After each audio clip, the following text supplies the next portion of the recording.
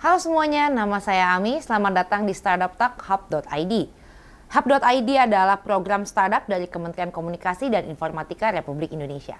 Jadi di program Startup Talks kali ini kita ada dua tamu, yaitu ada EduCourse dan Kido.id. Langsung aja Mbak Mutia bisa dijelasin bagaimana EduCourse itu? Oke, hai semuanya, saya Mutiara Hikmah, founder and CEO dari EduCourse.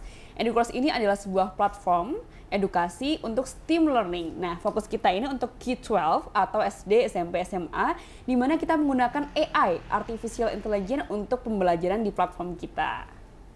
Oke, baik. Terima kasih Mbak Mutia. Mungkin sekarang gilirannya Mbak Ana mau menjelaskan sedikit tentang Kido.id. Halo semuanya, aku Ana Liatan, CEO dan co-founder dari Kido.id. Kido.id adalah platform edukasi untuk anak-anak usia dini, di mana kami kedepankan potensi mereka dan kami mengembangkan potensi tersebut dari kecil sehingga mereka bisa memiliki masa depan yang lebih baik nanti.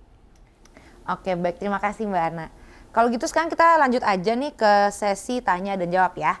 Sekarang aku mau nanya nih, kira-kira ide kalian tuh awalnya untuk membentuk dua EduCourse ini, EduCourse edukasi tech ini apa sih sebenarnya? Mungkin bisa dimulai dulu nih Mbak Mutia. Oke, awalnya itu 2018 kita pulang ke Indonesia nih, karena kita sudah lama tinggal di luar.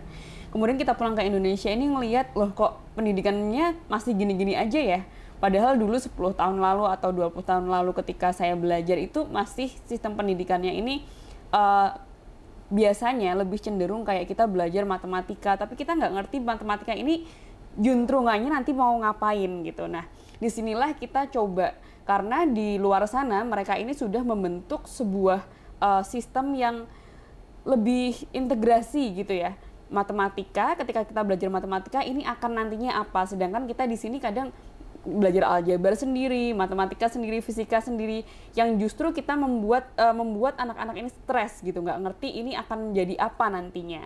Nah, disinilah kita coba untuk meramu sebuah kurikulum, di mana kurikulum ini sudah certified ya, certified dari United States juga, dan sudah pernah diaplikasikan di beberapa negara maju dengan STEAM education system, yaitu Science, Technology, Engineering, Art, and Math.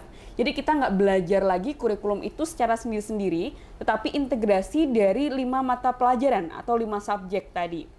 Nah, misalnya nih gambarannya, kita nggak belajar lagi tentang sinkostan gitu ya, yang malah jadi momok orang-orang Indonesia, anak-anak Indonesia. Kita belajar ini berdasarkan project based learning atau problem based learning. Oke, anak-anak kita akan membuat gitar nih. Nah, di dalam gitar ada apa? Ada fisikanya tentang resonansi, ada pengukurannya tentang matematika, dan juga tentang art nih, bagaimana kita membuat gitar ini supaya layak dijual dan menarik untuk orang-orang. Nah, jadi kita ngerti kita belajar ini untuk apa dan kedepannya akan menjadi apa. Oke, baik. Tapi itu kurikulumnya dengan yang di luar, yang di US misalnya, dan di sini tuh udah disesuaikan gitu. Karena kan ada yang pakai British Cambridge juga, gitu-gitu kan. Betul. Berarti itu sudah, pokoknya metodenya mungkin sama seperti yang di luar, tapi kurikulumnya tetap disesuaikan ya dengan yang pasti, di Indonesia. Iya. Jadi kita juga mengundang di dalam tim kita ada expertise yang memang mereka S2, S3 di bidang education. Jadi di dalam kurikulum di dalam tim kita ini mengundang para expertise untuk menggodok dengan localize Indonesia gitu. Jadi sudah kita localize juga dengan persiapan psikolog juga, psikologi anak-anak Indonesia. Kita sesuaikan dengan culture-nya maupun dari psikologi dan kepribadian kita. Oke, I see. Kalau gitu Mbak Ana mungkin ada tanggapan? Ya, kalau Kido.id gitu ya, kenapa aku mulai Kido.id kan? Aku rasa setiap orang kan pasti punya...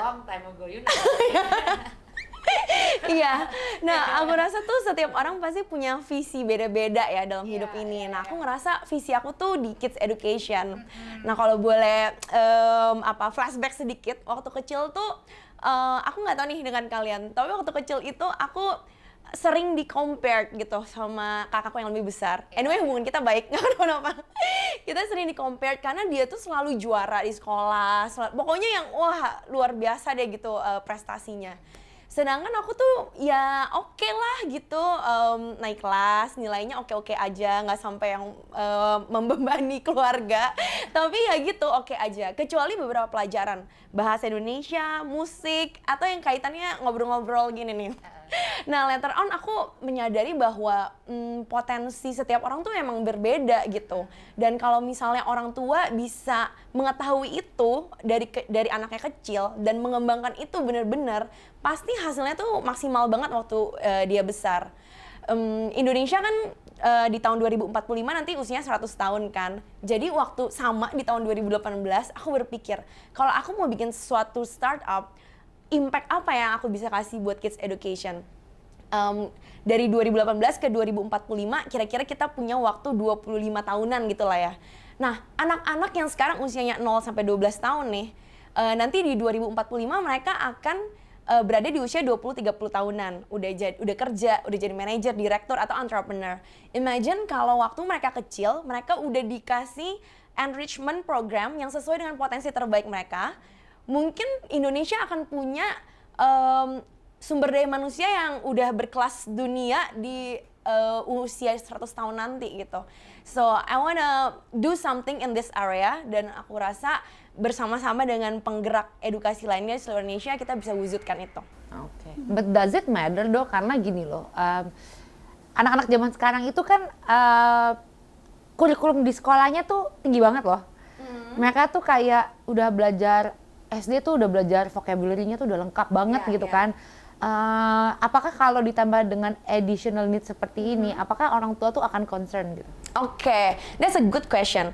Sebelum ada Kido.id, sebenarnya orang tua ini gini deh, nggak ada orang tua yang mau anaknya tuh nggak bertemu dengan baik kan. Semua orang tua mau yang terbaik buat anaknya. Jadi biasanya dulu setelah pulang sekolah dia akan cari les musik, les bahasa, les komputer gitu misalnya. Nah, the thing is atau the problem is mereka nggak punya atau nggak bisa bikin informed decision karena pilihannya tuh here and there gitu, kayak oh di sini ada, di situ ada, harus cari di internet, pokoknya wasting time untuk nyari itu semua. Nah, di Kido.id kita dengan bantuan teknologi kita membuat itu lebih mudah, lebih simple dan lebih akurat. Jadi kita bikin tes untuk anak-anak. Setelah ikutin tes itu anaknya bisa langsung ketahuan nih potensi terbaiknya di mana, apa di musik atau di linguistik atau di logika matematika misalnya. Setelah itu kita kasih program enrichment yang terbaik sesuai dengan potensinya itu. Jadi fokus kita adalah di kekuatannya mereka, di strength-nya. Bukan nggak peduli, maksudnya apapun yang dipelajarin di sekolah ya udah itu karena kurikulum sekolah, tapi selesai sekolah biarkan anak-anak ini belajar sesuai yang dia suka gitu. Oke, I see. Oke, jadi kan kalian berdua nih edutech ya. Mungkin pengen lebih nanya gimana sih cara kalian memonetize bisnisnya? Apakah itu dengan cara subscription atau misalnya kayak subscription misalnya kayak ada platform TV gitu kan, subscribe gitu, atau per satu konten atau bagaimana? Mungkin bisa dimulai dulu dari EduCourse. Oke, kalau EduCourse sendiri kita pakai subscription, itu per bulan. Jadi anak-anak pertama bisa lewat free trial class dulu. Free trial sampai 1 bulan, kemudian mereka bisa lanjut untuk level-level selanjutnya. Jadi per bulan mereka akan purchase untuk course-nya, dan mereka akan mendapatkan sertifikat setelah 1 term terlewati. Oke, tapi itu sesuai dengan, maksudnya sesuai dengan si anaknya kan, level si anak. Bisa kalau anaknya SD gitu kan, SMP gitu. Oke, baik. Kalau Kido, subscription-nya gimana? Kalau kita itu ada 2 jenis. Yang pertama sama subscription, jadi kita punya premium features. Di mana tadi kan kalau misalnya orang tua masuk Kido.id mau kasih tes potensi anaknya itu semua gratis. Jadi freemium model gitu. Habis setelah keluar hasil tesnya real time, ada beberapa akses konten yang kita kasih gratis juga. Tapi ketika orang tua mau explore lebih banyak lagi fitur-fitur premium di dalam platform kita, itu berbayar. Jadi convert ke premium. Nah tapi misalnya orang tua nggak mau ambil yang ribuan konten aktivitas kita deh nih yang premium, dia mau pay as you go aja. Kita juga ada additional content dari para merchants. Kita ada ribuan merchants di seluruh Indonesia yang kerjasama dengan kita. Bukan cuma di Indonesia, tapi ada juga dari beberapa negara tetangga kita, di mana orang tua bisa mendaftarkan anaknya ke beberapa aktivitas tersebut dan bayar sesuai yang diambil aja gitu. A la carte. Tapi ini online aja, emang nggak ada offline-nya gitu? Kalau EduCourse gimana? Kalau Kido sih ada yang online, ada yang offline. Iya. Kalau Oke, kalau EduCourse selama 1 tahun ini kita full online dan baru Oktober nanti kita buka hybrid learning. Jadi hybrid learning pertama kita buka di branch-nya di BSD City, di Golden Madrid. Di situ kita akan ada hybrid learning, jadi 50-50 gitu ya. 50% anak berada di kelas dan 50% dari kapasitas kelas akan melalui online. Oke. Cukup menarik ya. Ya mungkin ya nggak tahu ya, mungkin karena typical our parents in our generation and parents nowadays are a bit different ya gitu, kayak mungkin orang tua zaman sekarang mau anaknya edukasinya tuh lebih formal informal gitu, sedangkan dulu kan kita bener-bener formal yang didikte harus ke sekolah, harus les habis pulang sekolah kan, lebih ke kayak gitu. Oke, kalau gitu mungkin gini, aku mau nanya, tantangannya tuh sebenarnya apa untuk bikin kayak gini? Secara kan sekarang itu yang aku bisa lihat nih, kayak contohnya Iwake gitu-gitu kan, mereka dia bikin sekolah kayak sekolah bumi gitu, sekolah-sekolah alam gitu kan. Di Bali juga banyak kan, trennya itu sekarang orang tua orang tua lebih milih anaknya masuk ke tempat-tempat kayak gitu dibandingkan sekolah formal kayak yang dulu kita pergi gitu.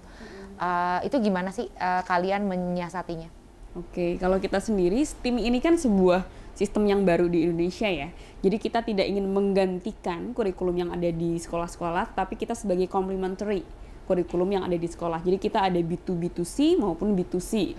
Jadi ada langsung end user maupun langsung ke sekolah, kemudian ke anak-anaknya.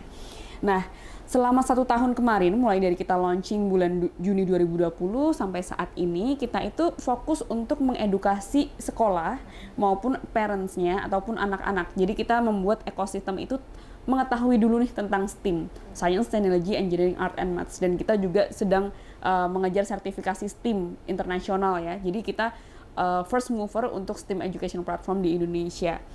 Tantangannya pasti, karena ini sesuatu yang baru, kita fokus mengedukasi, effortnya cukup banyak, tetapi kita justru mendapatkan impact yang besar. Orang tua pun juga sangat antusias dengan dorongan baru ini ya, dengan sistem terobosan baru dari EduCourse, karena anak-anak sudah nggak terbebani mata pelajaran yang berat, tapi mereka fokus pada hasil dan mereka fokus untuk persiapan industry needs-nya, kebutuhan industri nantinya.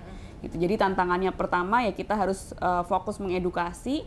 Dan kedua adalah yang dulu STEAM ini dianggap suatu yang niche market gitu ya, sangat premium.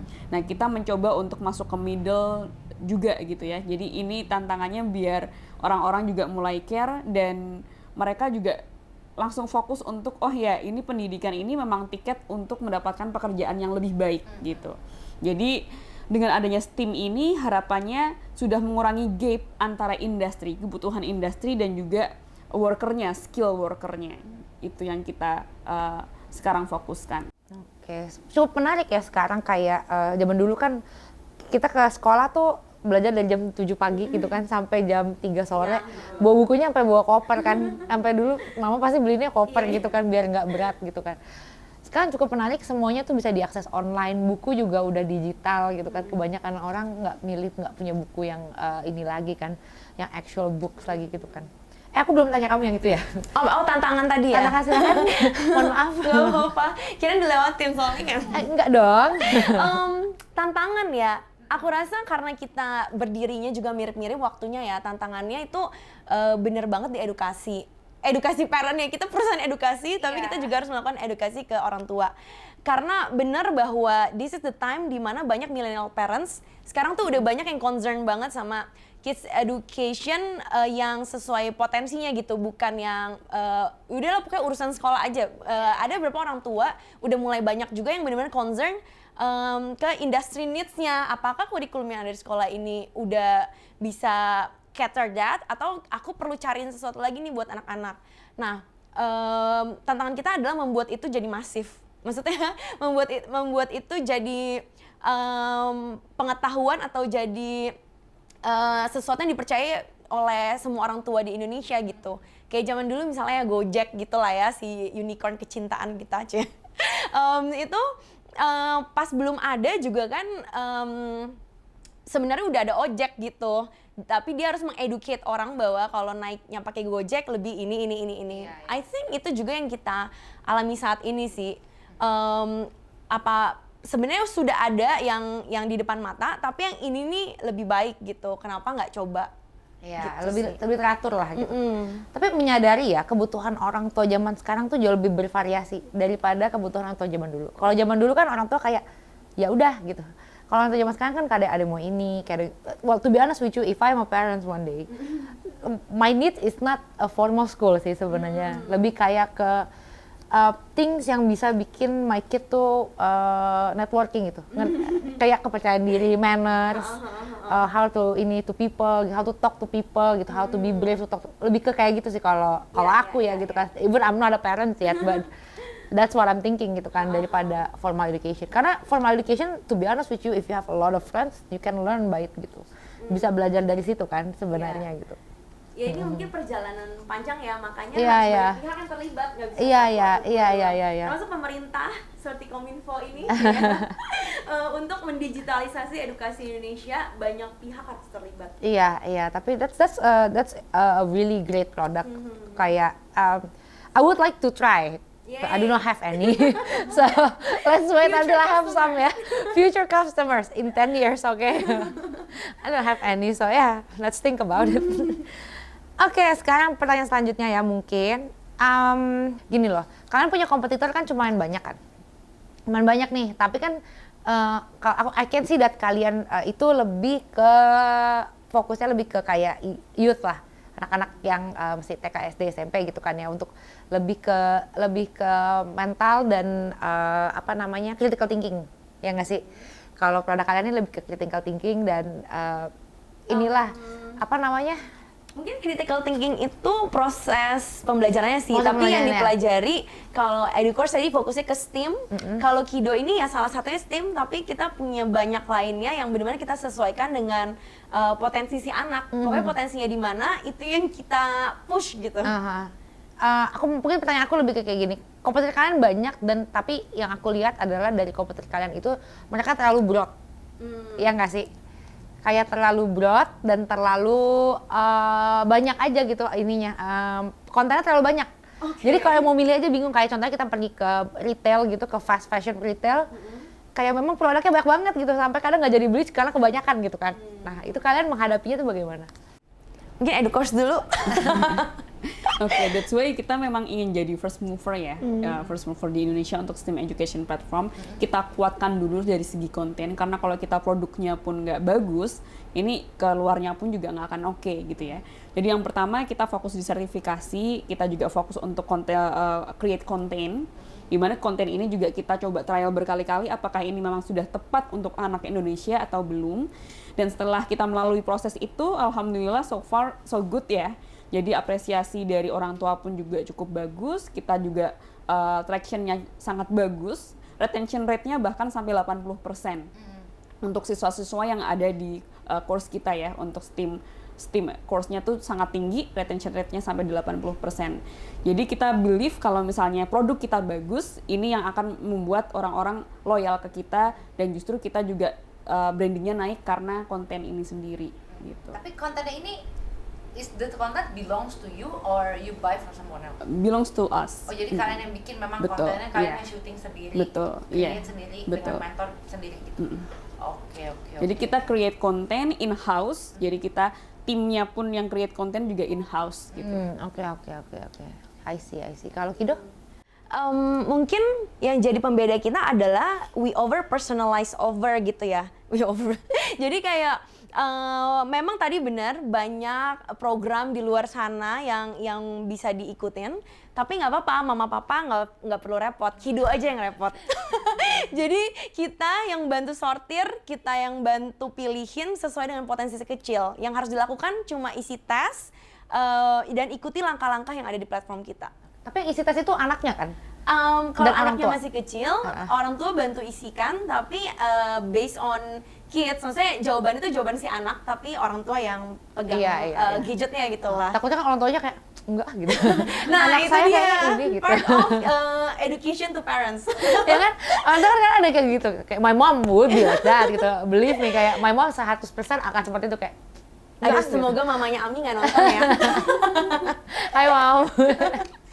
Mama would be like that, kayak kayaknya anak saya nggak tertarik di situ gitu kan. Tapi mungkin kalau aku boleh tambahin sedikit buat millennial parents gitu, bahwa anak-anak ini kan bukan kayak kertas kosong yang bisa kita isi sesuai Mau maunya kita, kita iya, ya. iya. Dia itu hadir udah dengan potensi masing-masing yang Tuhan kasih.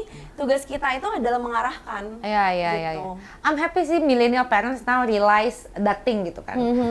Maksudnya education wouldn't be like as hard as we were back then gitu kan, yang dimana kayak I have to learn Mandarin, I have to learn piano, like ya every day gitu kan, kayak ya those things gitulah. Harus kayak misalnya ngaji gitu kan, kayak I do those things too back then when I was younger gitu kan. Kayak I appreciate that parents nowadays can choose gitu. Ada opsi untuk memilih mau mengedukasi anaknya di mana gitu. Alright, dan mungkin pertanyaan selanjutnya. Oke, mungkin ini ada pertanyaan juga.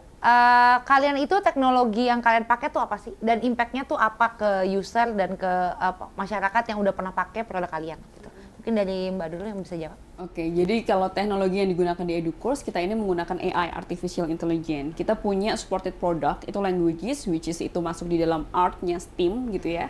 Nah, biasanya kalau kita belajar bahasa asing nih, kan kita ngikutin gurunya, bahkan misalnya gurunya medok Inggris Jawa, jadinya kita pun juga ikut medok gitu ya. Nah, ini dia gunanya teknologi, karena ini menstandarisasi logat atau intonasi atau pronunciation ya, yang ada di dalam pembelajaran bahasa asing. Jadi kita udah nggak butuh, bukan nggak butuh sih, kita sudah dibantu oleh teknologi ini untuk menstandarisasi pronunciation kita.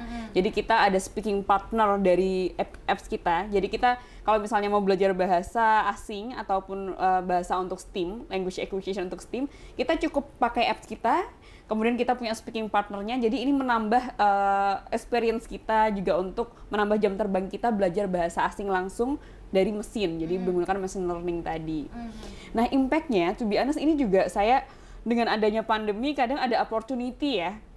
Opportunity ini ternyata orang-orang yang di luar sana yang mungkin bosan karena pandemi justru jadi semangat untuk belajar lewat online. Nah, impact-nya adalah ketika kita dalam 1 tahun kemarin mengedukasi, kita itu bahkan mendapatkan participants untuk EduTalk, free seminar itu sekitar 100.000, lebih dari 100.000 orang.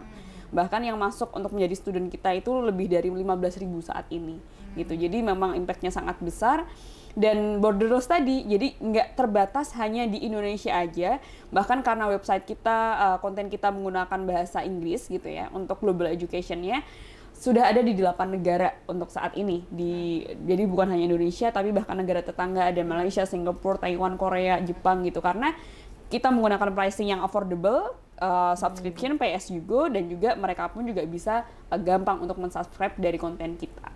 Oke, baik, I see kalau gitu. Mungkin Mbak Ana bisa jawab? Kalau Kido.id, salah satu teknologi kita itu sebenarnya SaaS, Software as a Service. Jadi ketika orang tua subscribe, dia bisa pakai semua fitur premium yang kita udah sediakan gitu. Ada yang freemium, ada yang premium. Kalau orang tua singkatnya adalah intinya ini personalized lah.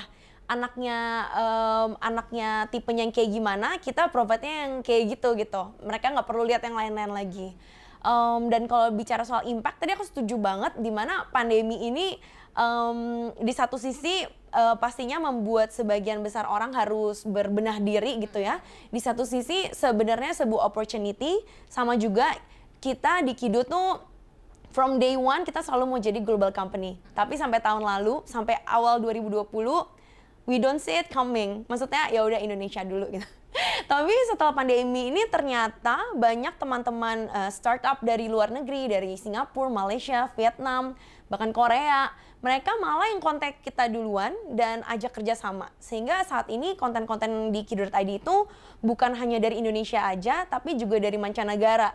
Jadi anak-anak Indonesia lebih banyak lagi pilihan pembelajarannya, tapi tentunya tadi itu biar Kido yang sibuk cariin, orang tua tinggal pilih sesuai yang potensi anaknya aja. Jadi sekarang udah bisa milih ya kontennya mau yang mana ya, sesuai dengan kebutuhan anaknya. Oke, baik kalau gitu. Mungkin ini pertanyaan terakhir ya, pertanyaan terakhir dari saya. Mungkin gini, setelah nanti Hub ID nih, kalian tuh ada rencana mau ngapain sih? Pengen tahu gitu. Mungkin bisa di-share sama teman-teman, dimulai dari Mbaknya dulu. Oke, jadi thank you banget ya buat Hub ID karena kita bukan hanya networking secara kita cari klien aja, klien B2C, tapi di Hub ID ini kita juga dibantu untuk kolaborasi sesama government ya, sama government, kemudian sesama stakeholder di beberapa kota di Indonesia. Nah, untuk nextnya setelah Hub ID ini kita akan fokus seed stage, jadi kita juga akan proving kita mampu di seed stage ini dan nantinya kemungkinan di Juni 2022 ini kita akan fokus untuk series A. Oke, mau ini ya cari funding ya? Betul, cari Oke. funding untuk series A. Oke, baik kalau gitu. Kalau Mbak Ana? Iya, mirip-mirip sebenarnya. Jadi dengan program dari Hub ID ini tentunya bersyukur banget karena bisa nambah network bukan hanya Jakarta tapi juga seluruh Indonesia lewat jaringannya Kominfo gitu ya.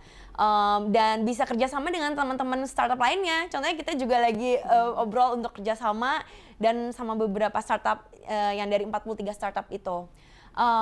Nextnya seperti startup lainnya juga, pastinya kita mau scale up our business. Salah satu caranya adalah dengan mendapatkan pendanaan lanjutan, sehingga kita bisa melayani lebih banyak users lagi di seluruh Indonesia, bahkan going global.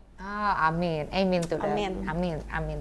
Oke deh kalau gitu, mungkin ini kita sudah ada di penghujung acara sekarang. Sebelum kita tutup nih acaranya, mungkin kalau ada yang mau cari tahu lagi tentang produknya EduCourse dan Kido bisa kemana Mbak? Kalau di EduCourse langsung download apps-nya educourse.id ataupun ke websitenya educourse.i-gen.co.id atau langsung ke Instagramnya educourse.id. Oke deh kalau gitu. Iya. Kalau Mbak Ana? Kalau Kido bisa ke www.kiddo.id atau kido.id, bisa download juga aplikasi kita di Play Store atau kunjungi Instagram kita @id.kido. Baik, terima kasih Mbak Mutia dan Mbak Ana yang telah hadir dalam acara kita kali ini. Maka acara hari ini kita tutup dulu. Kalau misalkan Anda ingin melihat startup-startup yang lain, bisa lihat di situs kami atau di sosial media kami. Dan jangan lupa juga untuk subscribe di YouTube kami ini. Terima kasih banyak. I'll see you again next time. Bye-bye. Bye-bye.